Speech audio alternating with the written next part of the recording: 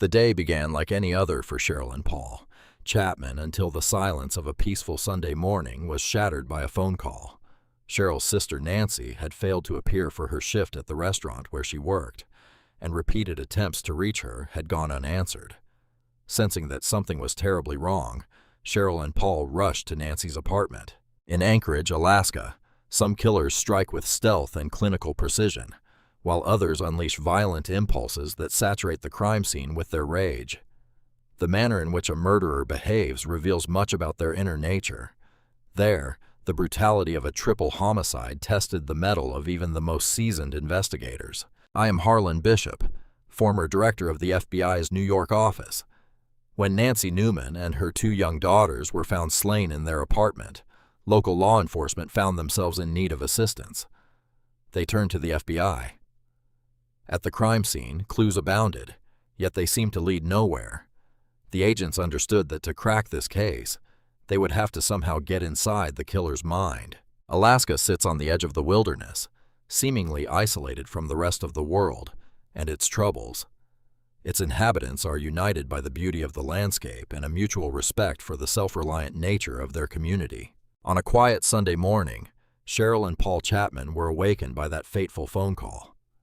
Nancy's shift manager explained that her car was parked at the restaurant, but Nancy herself was nowhere to be found. Perhaps the Chapmans should check on her. From the moment Paul and Cheryl arrived at Nancy's apartment, they sensed something was amiss. There was no sign of Nancy. Her 2 daughters, 8-year-old Melissa and 3-year-old Angie, were also nowhere in sight. The coffee mugs from Cheryl's visit with her sister just nights earlier still sat in the sink. The remains of breakfast lingered on the table. The tin where Nancy kept her tip money stood empty, and in the ashtray lay a brown cigarette butt of a brand Nancy did not smoke. In Nancy's bedroom, Paul made a gruesome discovery. He found Nancy lying beaten and lifeless on her bed. Heart pounding, he rushed to the other bedrooms in search of the girls. To his horror, he discovered that Melissa and Angie had also been brutally murdered. Emergency services were called immediately.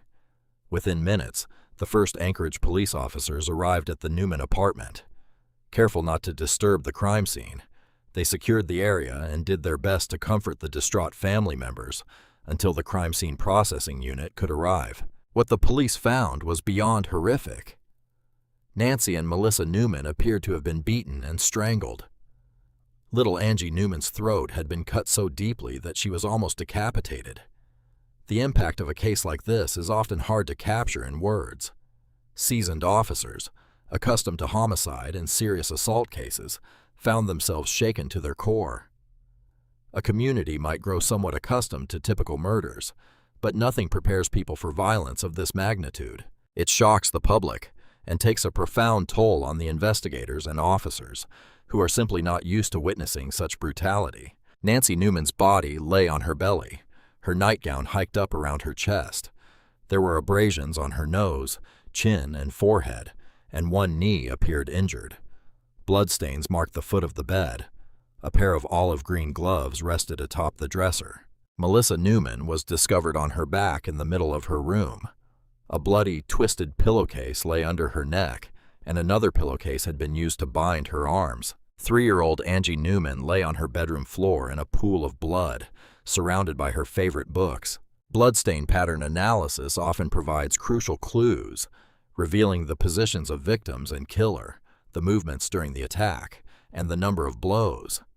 In this case, it helped establish the sequence of events. Stains on Nancy Newman's bed suggested that she and Melissa had been forced down the hall to the mother's room, where they were assaulted. Stains on the hallway carpeting indicated that Melissa was then returned to her own room and killed there. Officers treated each area as a completely separate crime scene. They first determined the type of physical evidence likely to be found and the order in which it should be processed. Given the horrific nature of the crime and the lack of an obvious suspect, investigators knew that every possible piece of physical evidence could prove invaluable. Detective Sergeant Victor Hale was in charge of the Anchorage Police Department's homicide, assault, and robbery unit. He knew they would be processing the crime scene for hours upon hours. This was immediately identified as a forensic case. Very little had been disturbed when the bodies were found, which was fortunate. Investigators often find evidence in common household dirt. Hairs and fibers buried in carpeting can sometimes be traced to a suspect. For thorough coverage, they broke each room into quadrants and vacuumed each section meticulously. To begin this painstaking task, investigators cordoned off a 3-foot by 4-foot area of the room. Using an ordinary vacuum with a special filter attachment, they pulled debris from the floor, which traveled down a short tube into a collection point and became trapped in clean filter paper. Once a quadrant was processed, the filter was removed and placed into an evidence container. Many minute hairs and fibers are missed by vacuuming alone. Therefore, a portable argon laser was used, causing unseen hairs and fibers to fluoresce under its light. A technique called luminol processing was also employed to detect traces of blood. When present, the luminol spray causes proteins in the blood to fluoresce, making them visible. During processing, investigators found a luminescent impression that they were able to photograph. They also noted a knife missing from the kitchen. Taking one from the knife set, they found it matched in width and length to the luminol impression. The appearance of the crime scene suggested the murderer had taken the victims by surprise. It appeared that Nancy's morning routine had been suddenly interrupted, perhaps indicating that the killer was someone known to them. A big question loomed: motive. At the scene, Cheryl told police that Nancy seemed to have no enemies. As a waitress, she was popular among customers and colleagues, friendly without being flirtatious. What possible motive could explain the rage inflicted upon 8-year-old Melissa and 3-year-old Angie? Burglary seemed unlikely. It was obvious to investigators that the apartment had not been ransacked or otherwise disturbed. They struggled to find a solid lead in the vast state of Alaska. Detective Leonard Shaw had worked the case from the beginning. The initial lead came from the scene itself. No signs of forced entry.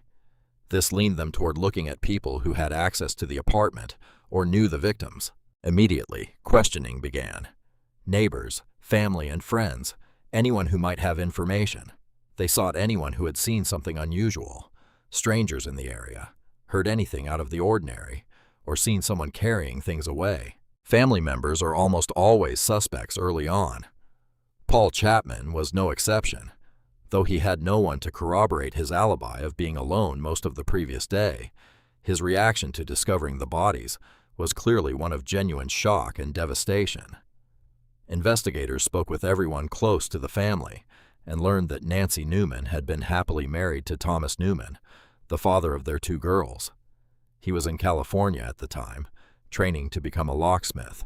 Spouses are usually suspects, but Thomas Newman was far away. Another way to eliminate a suspect is to observe and continue talking to them. Thomas never gave any indication other than that he wanted the case solved. He was extremely distraught and showed all the signs one would expect under such circumstances.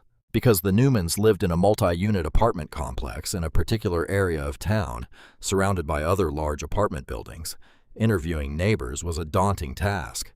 Literally, hundreds of dwellings needed to be considered. The close-knit community of Anchorage was shocked by the brutality of the murders.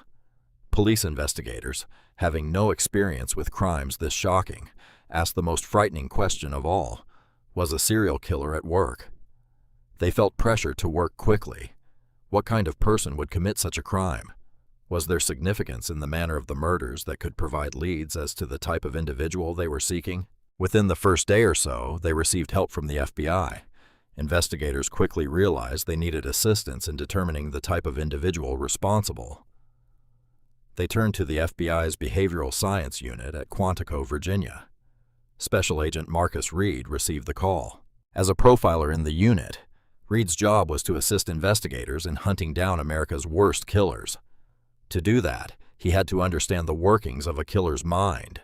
They were looking at the deeds and acts of individuals after the fact, trying to predict the kind of personality, a composite view of what kind of human being could have done it. Through detailed evaluations of crime scene photos and police reports, Reed provided investigators with a psychological portrait of the killer. This was a disorganized crime scene, indicative of someone with low self-esteem, someone whom society had rejected over the years, and who was now rejecting society in turn. Reed told the Anchorage detectives that they possibly faced a repeat performance. The incident alarmed him greatly, particularly with 3 victims at once, 2 of them children. He believed the person was out of control and there was potential for him to strike again in the very near future. From the autopsy reports, investigators learned that Nancy and 8-year-old Melissa Newman had been sexually assaulted. Based on this and the characteristics of the crime, Reed concluded that this violent offender would have a history of sexual assault. He would be a white male in his early to mid-20s, an underachiever. Following Reed's conclusions, investigators began to narrow the range of possible suspects. Among them was a young man who had recently moved in a few doors down from the Newmans. Police also questioned Derek Anthony, the 23-year-old nephew of Thomas Newman. Derek had an alibi for the early morning hours, but the neighbor did not. There was tremendous rage inflicted. The near decapitation of the 3-year-old suggested to Reed that nothing on its face would justify such rage by a stranger. Reed's insistence that the killer was known to the victims led investigators to shift focus away from the nearby resident. Neighbors and friends confirmed that the young man had never met Nancy Newman or her children. Reed had talked about familiarity, somebody close to the family, somebody who knew her, perhaps even rejected by her. They mentioned the nephew. As questioning continued, the volume of evidence collected from the crime scene was taxing the limits of Alaska's state crime lab. Once again, Anchorage police turned to the FBI. The evidence was sent to the FBI's crime lab in Washington, D.C. Hair and fiber expert Agent Everett Lang was given the case. Lang began by sorting through the evidence, searching for any link to a suspect. Hairs, fibers, glass particles, soil, paint chips, anything that may have been transferred during the killer's violent contact with his victims. Altogether, he examined over 300, close to 400 items of evidence from the crime scene, the victims, elimination samples from different people, suspects, relatives, and possible acquaintances. Fibers are unusually difficult to trace, and because no one knew what the killer was wearing, there was no basis for comparison. The varieties are endless.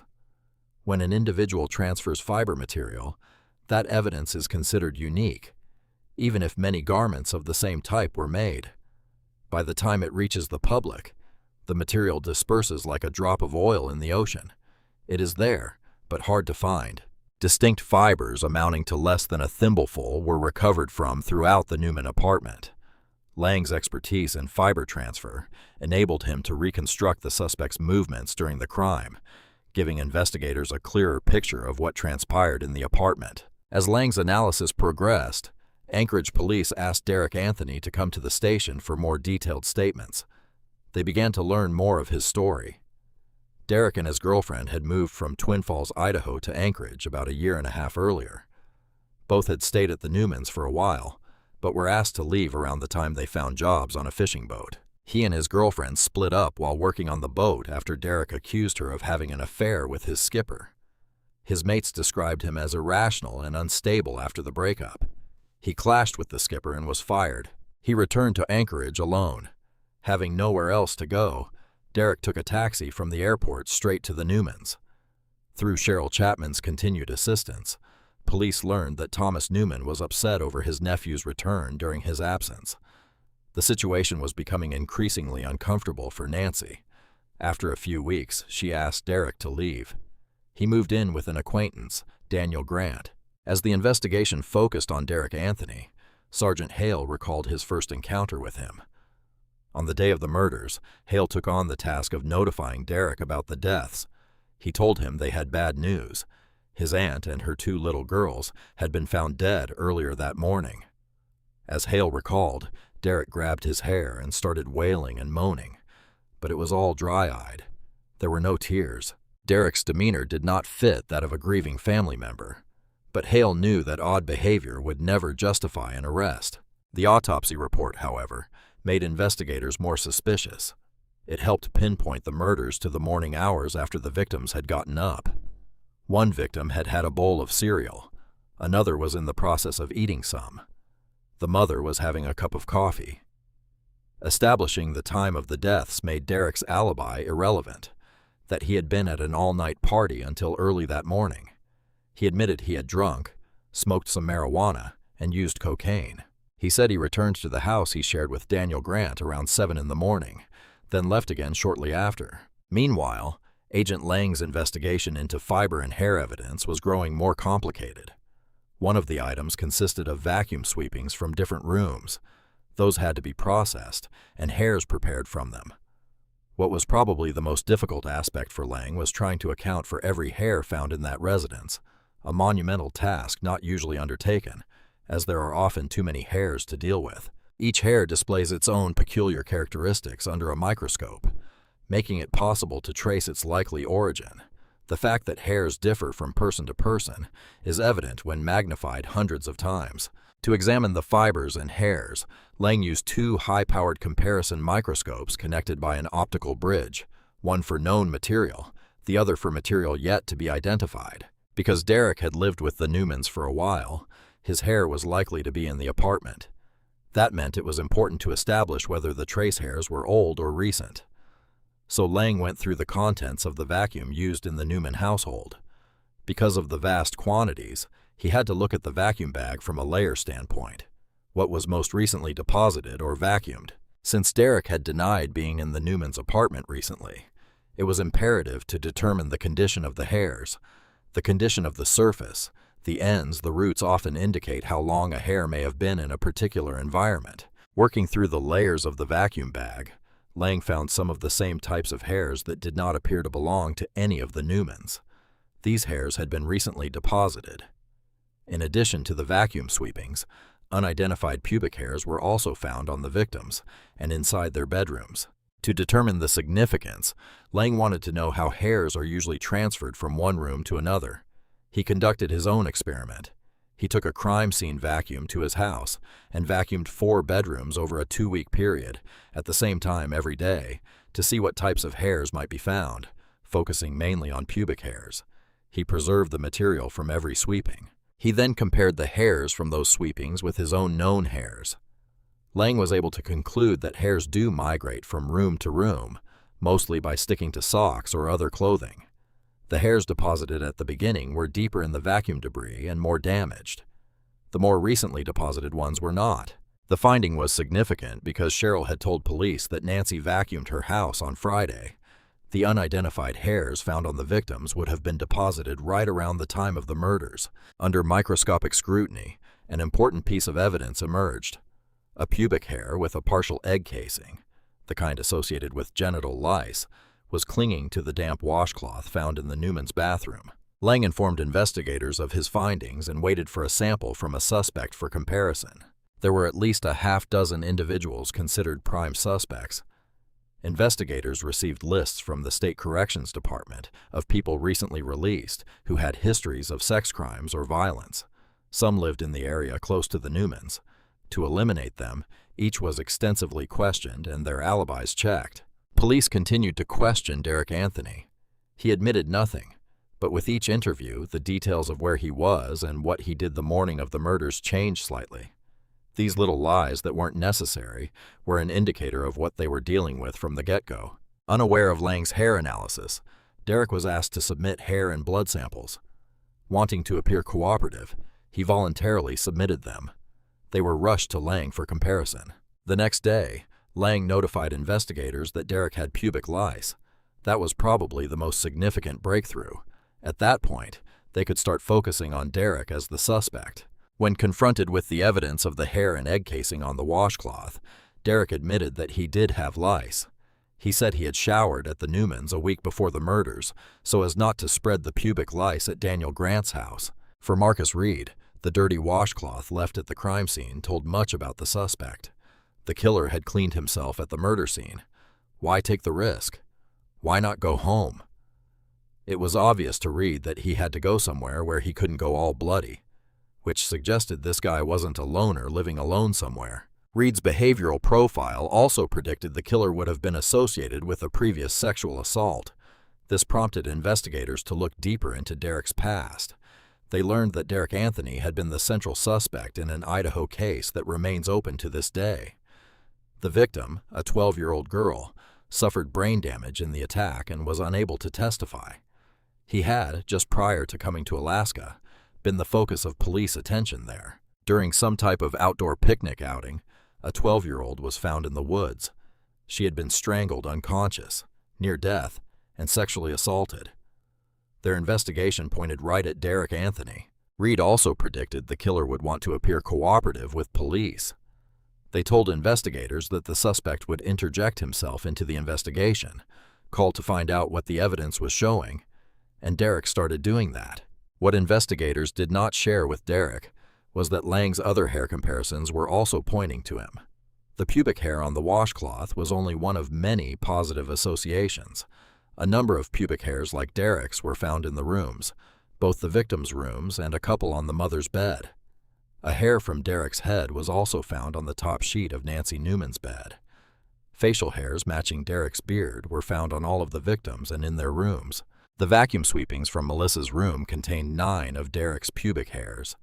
The sweepings from Angie's room included 2 pubic hairs, one with blood and one with lice casings. Investigators felt it was time to keep tabs on Derek's movements. Through surveillance, they learned of his hangouts and discreetly followed him around town. They hoped he would reveal something to his friends that would further implicate him. The effort paid off. One of Derek's acquaintances told investigators that he was writing poetry on napkins and passing them around the table. He told one of the women that Nancy Newman had been forced to watch part of the assault. Investigators also learned that at one point after the murders, Derek called his ex-girlfriend's mother in Idaho to tell her about the crime. Angie had been stabbed, he said, and Nancy and Melissa sexually assaulted. In both instances, the call to Idaho and the scene at the bar, Derek could not yet have known about the details he described. The information had not been released by police to the press, nor had investigators mentioned it to him during questioning. Since surveillance was not 24 hours a day, officers would often drive by his house to see if his vehicle was parked out front. If he was home, they would ask him some questions. The circumstantial evidence against Derek was mounting. During a visit to his residence, investigators noticed a manually operated camera belonging to Thomas Newman that had been reported missing after the murders. Derek told detectives that the Newmans had lent it to him, but when asked later to demonstrate how it worked, he seemed to have no idea how to operate it. Another item missing from the Newman house seemed traceable to Derek. The tip money missing from the cookie tin consisted only of coins. 3 of Derek's friends told police they either saw him rolling coins into wrappers or saw him pay for items with wrapped coins. And then there were the prints. Derek's palm print was found on the wall over the bed where Melissa Newman had been assaulted. Prints found on the empty cookie tin on the kitchen table matched Derek's. His prints were also found on the living room closet door and the inside and outside of the apartment door. Another print was located on the back side of the door to the mother's bedroom. Its position was significant. It led them to believe that perhaps someone was trying to escape out of the room, and he slammed the door shut, transferring not only his fingerprint, but some of the other trace evidence found at the scene.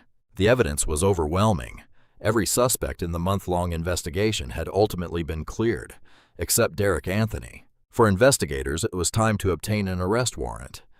Reed had previously cautioned that the killer might try to flee if the pressure became too much. The increasing intensity of police questioning had made Derek nervous. Reed was right again. Derek confided to his roommate Daniel Grant that he was leaving town. He asked his friend not to tell police. Grant was afraid to contact Anchorage police because of Derek's notorious temper. Nonetheless, he did finally call them several hours later. Derek was heading to the Canadian border, an 8-hour drive away. The Canadian border is separated from Anchorage by hundreds of miles of uninhabited wilderness. Derek could be hiding anywhere. Anchorage police quickly contacted U.S. Customs at the Alaska-Canada border. They described Derek and his vehicle and told the customs official that he was a suspect in a triple homicide. They were hoping he was on his way. Less than an hour later, Derek arrived at U.S. Customs. Having no idea that investigators had been tipped off, he calmly pulled up to the customs gate. He was detained and questioned until Alaska State Troopers arrived. He was arrested for driving on a suspended license and returned to Anchorage. As he was turned over to the Anchorage police, he was read his rights and charged with 3 counts of first-degree murder, 2 counts of sexual assault, and 1 count of kidnapping. Under Alaska law, kidnapping can be charged if a victim is restrained during an assault. Melissa Newman had been tied up during the attack. He jumped up, screaming, "What is this kidnapping stuff?" which struck investigators as odd, because here he was charged with 3 counts of murder and 2 of sexual assault, and he was screaming about the kidnapping charge. By this time, the forensic evidence was complete enough that police believed they could reconstruct how Angie, Melissa, and Nancy were brutally murdered. The last time Cheryl Chapman saw her sister alive was the night before. Cheryl, Paul, and Nancy had each arrived separately at the restaurant where Nancy worked to meet for drinks. Cheryl's daughter Kelly had taken Nancy's girls swimming, so the adults had a night out. Paul Chapman had to leave the restaurant early to pick up his son, but planned to meet them later at Nancy's apartment. As they were leaving, Cheryl suggested that Nancy leave her car at the restaurant and ride home with her. Nancy had the next day off, and Paul would gladly give her a ride back to her car the following day. Cheryl, Paul, and Nancy all ended up at the Newman apartment to wait for Kelly and the girls. They sat laughing and talking until the girls came home. Kelly had treated them to hamburgers. Around 10 o'clock that evening, Cheryl and Paul were ready to leave. Cheryl helped Nancy clear the table and put the used coffee mugs in the sink. Angie was already in her pajamas, and Melissa had gone to her room to get ready for bed. As they said goodnight, Paul told Nancy to call him the next day if she wanted a ride back to her car. Sometime the following morning, Derek Anthony arrived at the Newman apartment. Derek Anthony is the only person who knows what happened next. Perhaps Nancy refused to lend him money. Perhaps she refused a sexual advance. Perhaps she ordered him out of the apartment. In any case, his anger boiled over. Evidence indicated that part of the assault on Melissa occurred in her mother's room. Both would have had to have been restrained, and their bodies showed signs of having been bound. Through serological findings, they were able to show that Melissa, the 8-year-old, had been assaulted in the mother's bedroom, that she had crossed the bed and was actively bleeding at the time. Then she was subdued somehow and held in a position in that room for a period of time. Melissa Newman probably witnessed the rape and murder of her mother. She was then taken back to her bedroom, where she was assaulted again and killed. The knife used to kill little Angie was never recovered. It was unclear whether she was killed first or last. What was certain was that she seemed to be the target of a horrible, uncontrolled rage. Nancy Newman did not call Paul Chapman the next day for a ride to her car, nor did she answer the phone when her sister tried to reach her repeatedly. Instead, she and her 2 daughters lay dead for nearly a full day before their bodies were discovered. The particular grudge against Angie may have grown out of the few times that Derek babysat the girls. Reportedly, he had called her a tyrant, but for those close to the victims and for investigators working the case, nothing could explain Derek Anthony's savagery. Investigators did not really think that one could isolate any one thing that would cause a man to fly into such a homicidal rage. For the most part, they did not think that Derek Anthony could even tell why he would do something like that. A grieving Thomas Newman sat in stony silence throughout his nephew's trial. After 8 weeks of testimony, the jury reached a verdict. A clean-shaven Derek seemed confident as he waited. As each guilty verdict was read, his composure disintegrated until finally it shattered completely. He was sentenced to 357 years for his crimes. Derek Anthony's conviction represented an almost textbook example of cooperative police work. Anchorage police provided the FBI with evidence collected from a meticulously preserved crime scene. Agent Everett Lang carefully analyzed the hairs and fibers and anticipated Derek Anthony's excuses, conducting his own home experiment to refute them. Special Agent Marcus Reed helped police stay several steps ahead of Derek's thoughts and actions, and for the first time, testimony of an FBI profiler was accepted in court. It was a good case to test the waters in terms of whether or not this was going to be accepted in the judicial system. The implications were probably far-reaching because it opened the door.